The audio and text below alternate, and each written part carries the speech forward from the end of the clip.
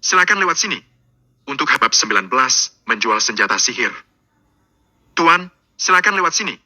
Untuk hadiah ulang tahun, di sini ada sebuah ginseng darah spiritual yang berusia 1000 tahun, sekiranya lebih cocok. Gadis itu membawa mereka berdua ke loket yang menjual eliksir dan memberitahu penjaga toko yang bertanggung jawab atas eliksir bahwa dia ingin melihat ginseng darah spiritual. Kemudian penjaga toko mengeluarkan ginseng spiritual dengan warna merah terang dari loket dan mengeluarkan bau darah yang samar. Dia berkata, ginseng darah spiritual yang berusia 1000 tahun ini memiliki khasiat untuk menyehatkan energi dan darah. Setelah mengonsumsinya, ginseng ini dapat memperpanjang hidup seseorang dan meningkatkan energi darahnya. Sangat cocok untuk orang tua. Long Miaoyin sangat puas dengan ginsengnya. Ginseng itu adalah hadiah yang bagus untuk ayahnya. Xiao Fan juga berpikir itu akan menjadi hadiah yang bagus, jadi dia bertanya, berapa harganya? Ginseng darah spiritual yang berusia ratusan tahun relatif murah. Tapi yang ini berusia 1000 tahun, jadi harganya sangat mahal. Harganya 300 batu spiritual. Kata penjaga toko sambil tersenyum. 300 batu spiritual? Mendengar ini, Long Miaoyin menarik napas dalam-dalam. Dia hanya mengumpulkan lebih dari 30 batu spiritual selama bertahun-tahun. Jika dia menghabiskan semuanya, itu hanya cukup untuk membeli beberapa jumbai ginseng. Sementara Xiao Fan, dia mengerutkan kening. Dia tidak kekurangan batu spiritual, tapi semuanya ada di diagram bintang dan tidak bisa dikeluarkan. Mengetahui bahwa Long Miaoyin menyukainya, Xiao Fan menghela napas dan berpikir sejenak. Kemudian dia memandang gadis itu dan bertanya, apakah kalian di sini untuk membeli senjata suci? Senjata suci?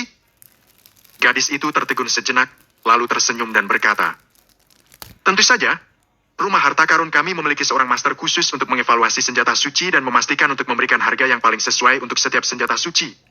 Identitas penjual sepenuhnya dirahasiakan dan tidak ada yang akan mengetahuinya. Xiao Fan mengangguk. Baik, aku punya senjata suci untuk diperiksa. Xiao Fan memikirkan belati kirin yang didapatkannya dari Chu Hei ketika dia membunuhnya. Belati itu tidak begitu bagus dan tidak boleh diketahui oleh keluarga Long. Jika tidak, akan ada banyak hal yang tidak bisa dijelaskan sehingga lebih baik untuk menjualnya di sini. Meskipun ada kemungkinan untuk ketahuan, dia masih ingin melakukannya untuk Long Miaoyin. Lagi pula, dia berhutang budi terlalu banyak padanya.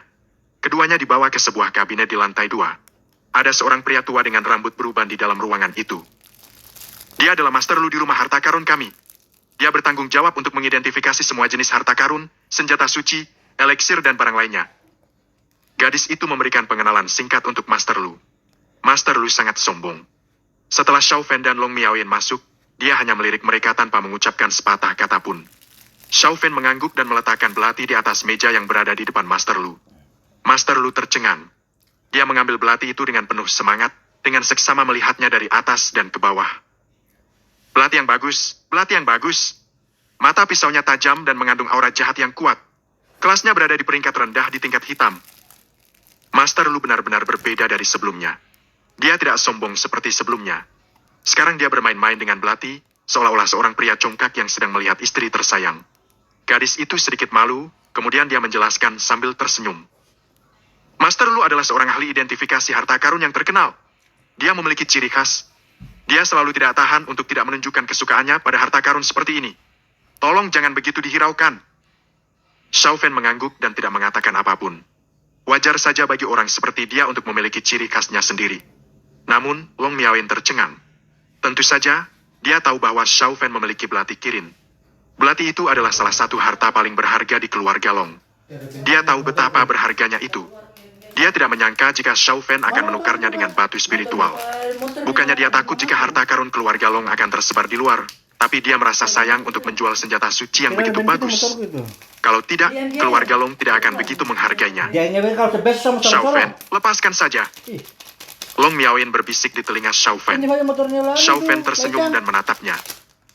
Bagaimana bisa aku melepaskannya? Lagi pula, sulit bagiku untuk menyimpan belati itu. Selain itu, kamu membutuhkan sesuatu untuk pesta ulang tahun ayahmu. Matanya berkilauan. Dia tahu bahwa dia melakukan ini untuknya, jadi dia sangat tersentuh, tapi dia hanya berkata, ah, ya? Hubungan antara keduanya sangat rumit. Mereka adalah pasangan secara sah, tapi tidak seperti pasangan. Mereka belum mengenal dalam waktu yang lama, tapi saling mempercayai dan menganggap satu sama lain sebagai orang yang paling penting. Belati ini lumayan juga. Nilainya sekitar 1.500 batu spiritual. Kalau kami membelinya, harganya dapat ditetapkan pada 1.200 batu spiritual. Bagaimana menurutmu? Master Lu berkata, beliau tidak berusaha menyembunyikan apapun. Nilai belati itu sendiri dan harganya telah diberitahukan kepada Anda. Keputusan ada pada Anda. Xiao Fan terkejut karena tidak menyangka belati itu begitu berharga. Setelah mempertimbangkan sejenak, dia mengangguk dan berkata, baik, bagus. Master Lu tertawa dan terus bermain dengan belati di tangannya. Gadis itu tersenyum canggung dan berkata, Tuan, mohon tunggu sebentar. Saya akan mengambilkan batu spiritual untuk Anda. Setelah beberapa saat, gadis itu mengeluarkan tas dengan 1.200 batu spiritual ada di dalamnya. Mereka tidak berhenti di situ. Dengan batu spiritual di tangan mereka, Xiao Fan kembali ke aula di lantai 2 bersama Long Miaoyin dan langsung menuju ke pajangan ginseng darah spiritual. Aku ingin membeli ginseng darah spiritual. Bungkuslah. Kali ini, dia memiliki batu spiritual yang cukup, jadi dia tidak ragu. Gadis itu sangat gembira dan berkata sambil tersenyum. Baik, Anda. Namun, sebelum dia bisa mengatakan apapun, ada suara memotongnya. Tunggu, kenapa tadi kamu tidak menunjukkan ginseng darah spiritual kepadaku? Seorang pria muda berusia di awal 20-an sedang berbicara. Dia mengenakan pakaian mewah, diikuti oleh beberapa pelayan dan seorang lelaki tua berambut hitam. Ginseng darah spiritual ini sebelumnya telah dipilih oleh pria ini. Dia pergi ke kabinet untuk mengidentifikasi harta karun terlebih dahulu, jadi saya menyimpannya untuknya dan tidak mengeluarkannya. Penjaga toko yang bertanggung jawab atas eliksir berkata dengan malu. Berarti dia belum membayar, jadi transaksinya belum selesai.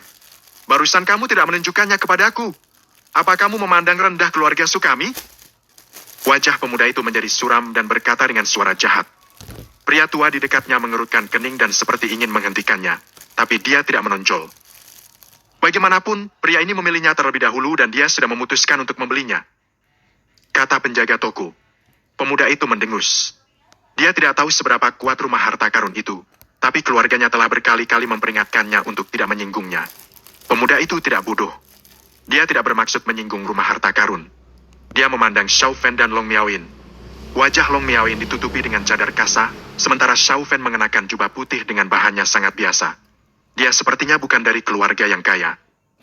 Aku menginginkan ginseng darah spiritual. Berikan padaku. Sikap pemuda itu sangat arogan. Untuk para murid klan, perilaku seperti ini sangatlah umum. Dia sombong karena dia mendapat dukungan dari keluarganya. Jika itu orang lain, dia mungkin takut dengan identitas pemuda ini dan memberikannya kepadanya. Tapi Xiao Fan tidak. Aku menolak. Bab 20.